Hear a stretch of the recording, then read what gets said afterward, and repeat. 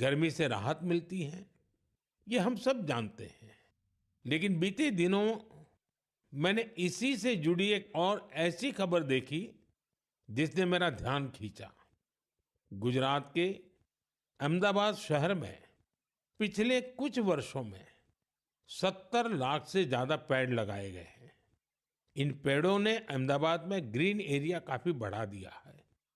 इसके साथ साथ साबरमती नदी पर रिवरफ्रंट बनने से और कांकरिया झील जैसे कुछ झीलों के पुनर्निर्माण से यहाँ वाटर बॉडीज की संख्या भी बढ़ गई है।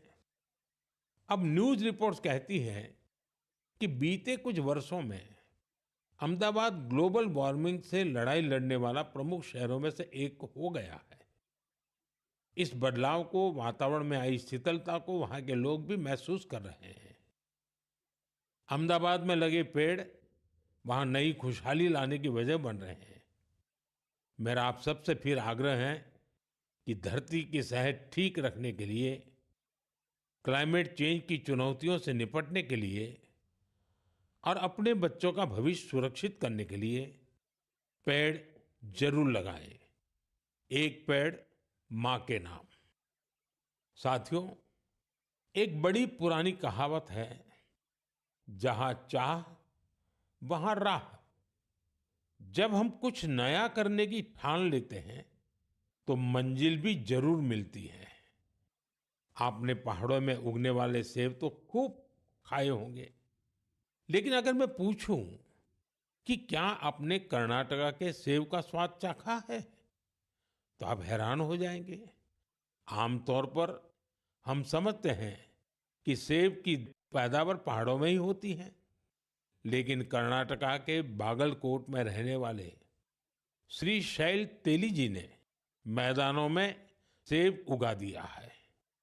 उनके कुलाली गांव में 35 डिग्री से ज्यादा तापमान में भी सेब के पेड़ फल देने लगे।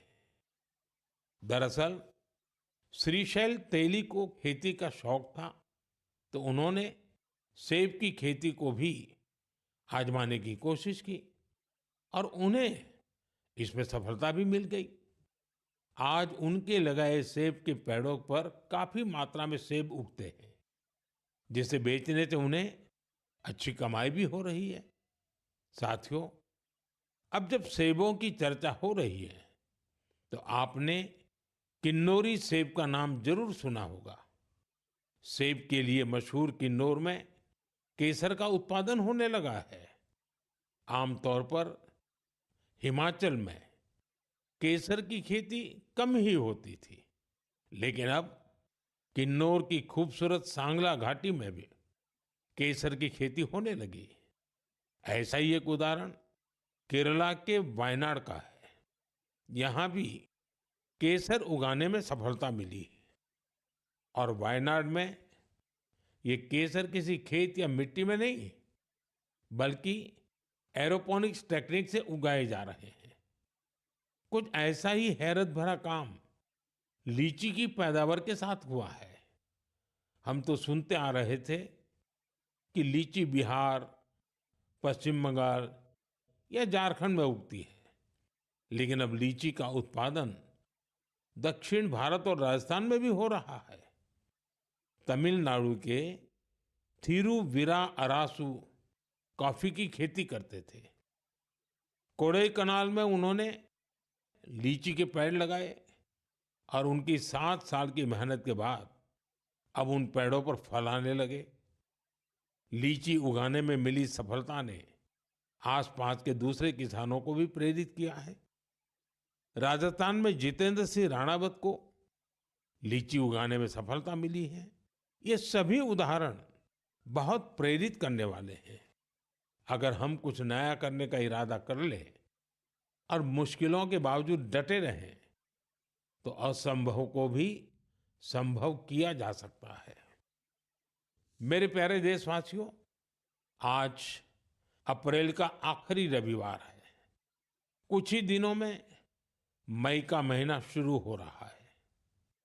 मैं आपको आज से करीब 108 साल पहले लेकर चलता हूं। साल 1917। अप्रैल और मई के यही 2 महीने देश में आजादी की एक अनोखी लड़ाई लड़ी जा रही थी। अंग्रेजों के अत्याचार उफान पर थे। गरीबों, वंचितों और किसानों का शोषण अमानवीय स्तर को भी पार कर चुका था। बिहार की उपजाऊ धरती पर ये अंग्रेज किसानों को नील की खेती के लिए मजबूर कर रहे थे। नील की खेती से किसानों के खेत बंजर हो रहे थे, लेकिन अंग्रेजी हुकूमत को इससे कोई मतलब नहीं था। ऐसे हालात में 1917 में गांधी जी बिहार के चंपारण पहुंचे हैं। किसानों ने गांधी जी को बताया, हमारी जमीन मर रही है, खाने के लिए अनाज नहीं मिल रहा है। लाखों किसानों की उस पीड़ा से गांधी जी के मन में एक संकल्प उठा। वहीं से चंपारण का ऐतिहासिक सत्याग्रह शुरू हुआ। चंपारण सत्याग्रह ये बापू द्वारा भारत में पहला बड़ा प्रयोग था। बापू के सत्याग्रह से पूरी अंग्रेज हुकूमत हिल गई। अंग्रेजों को नील की खेती के लिए किसानों को मजबूर करने वाले कानून को स्थगित करना पड़ा। एक ऐसी जीत थी जिसने आजादी की लड़ाई में नया विश्वास फूंका। आप सब जानते होंगे, इस सत्याग्रह में बड़ा योगदान बिहार के एक और सपूत का भी था, जो आजादी के बाद देश के पहले राष्ट्रपति बने। वो महान विभूति थे डॉक्टर राजेंद्र प्रसाद। उन्होंने चंपारण सत्याग्रह पर एक किताब भी लिखी, सत्याग्रह इन चंपारण। ये किताब हर युवा को पढ़नी चाहिए।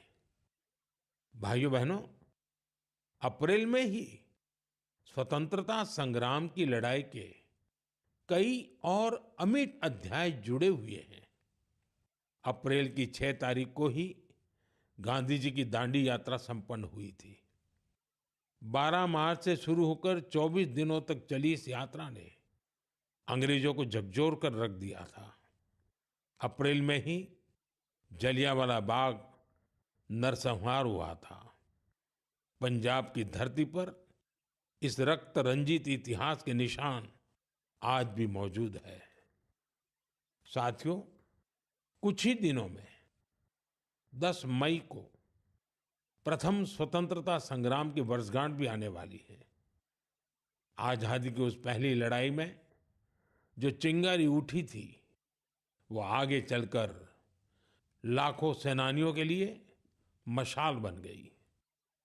अभी 26 अप्रैल को हमने 1857 की क्रांति के महान नायक बाबू वीर कुंवर सिंह जी की पुण्यतिथि भी मनाई है।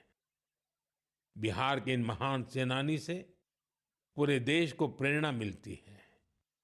हमें ऐसे ही लाखों स्वतंत्रता सेनानियों की अमर प्रेरणाओं को जीवित रखना है। हमें उनसे जो ऊर्जा मिलती है, वो अमृतकाल के हमारे संकल्पों को नई मजबूती देती है। साथियों, मन की बात की इस लंबी यात्रा में आपने इस कार्यक्रम के साथ एक आत्मीय रिश्ता बना लिया है। देशवासी जो उपलब्धियां दूसरों से साझा करना चाहते हैं, उसे मन की बात के माध्यम से लोगों तक पहुंचाते हैं। अगले महीने हम फिर मिलकर देश की विविधताओं, गौरवशाली परंपराओं और नई उपलब्धियों की बात करेंगे। हम ऐसे लोगों के बारे में जानेंगे जो अपने समर्पण और सेवा भावना से समाज में बदलाव ला रहे हैं। हमेशा की तरह आप हमें अपने विचार और सुझाव भेजते रहिए। धन्यवाद। नमस्कार।